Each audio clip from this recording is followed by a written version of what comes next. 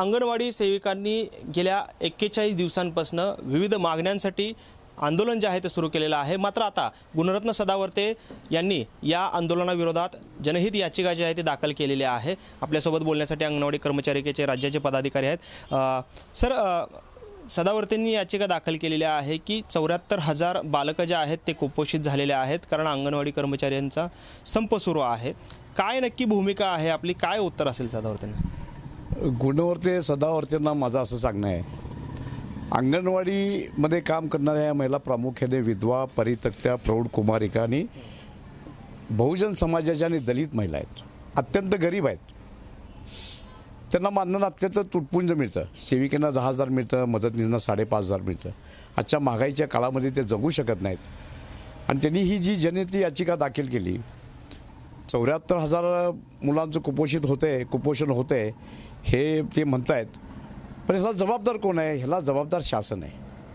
Sir, शासन करते जर हा संपत्तीने वाढवला आहे 1.5 महिन्यामध्ये, त्यांनी अंगणवाडीचे कुठलेही प्रश्न सोडवले नाहीत।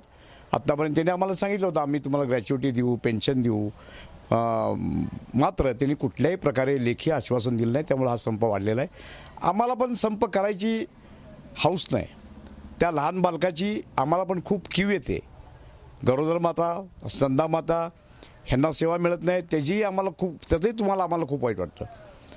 पण वास्तविक पाहता आमच्या हक्कासाठी, आमच्या न्यायासाठी जर आम्ही लढत असू तर ही जी याचिका दाखल केली आहे ते त्यांनी योग्य केलं नाही। ज्यावेळेस एस टी कामगारांचा संप तुम्ही सुरू केला होता त्यावेळेस तो संप माझ्या माहितीप्रमाणे 4 महिने चालला होता। त्या काळामध्ये सगळ्या महाराष्ट्रामध्ये लहान बालकापासून ते वयोवृद्ध सगळे जे महाराष्ट्रातले लोक आहेत, मग त्यात महिला असतील, पुरुष असतील, ह्या लोकांना तुम्ही पूर्णपणे वेठीस धरलं होतं। त्यामध्ये अनेकांची लग्न असतील, कुणाचं कोण वारलं असेल, काहीतरी घटना घडली असेल, वाईट घटना घडली असेल, कुणाचा ॲक्सिडेंट झाला असेल, त्यांना भेटायला जाता येत नव्हतं। अशी ही अत्यावश्यक सेवा असताना तुम्ही त्यावेळेस संप केला, त्यावेळेस तुम्हाला चालतं। आणि आमच्या अंगणवाडीच्या मागण्यांसाठी, आमच्या हक्कासाठी आम्ही लढतो तर तुम्ही जनहित याचिका दाखल करता।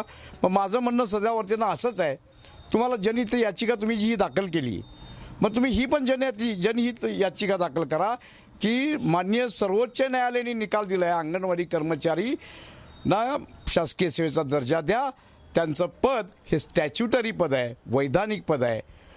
त्याचप्रमाणे माननीय सर्वोच्च न्यायालयाने निकाल दिला आहे, अंगणवाडी कर्मचारी ग्रॅच्युटी द्या। ह्याबद्दल माननीय सदावर्ते साहेबांनी हायकोर्टामध्ये केस दाखल करावी आणि ह्या सर्व अंगणवाडी सेविकांना न्याय मिळवून द्यावा।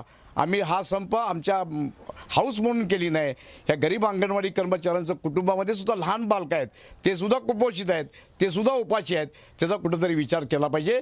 ह्यांनी ही जनहित याचिका दाखल केलेली आहे ते अत्यंत चुकीचे केलेले असं माझं म्हणणं आहे। आपण पाहतोय की जी याचिका आहे ती चुकीच्या पद्धतीने दाखल केल्याचं एकंदरीत भूमिका जी आहे ती अंगणवाडी सेविका कर्मचाऱ्यांच्या वतीने या ठिकाणी मांडताना आपल्याला पाहायला मिळतात। कॅमेरामन विनोद हुमनाबादकरसह सागर सुरवसे, TV9 मराठी, सोलापूर।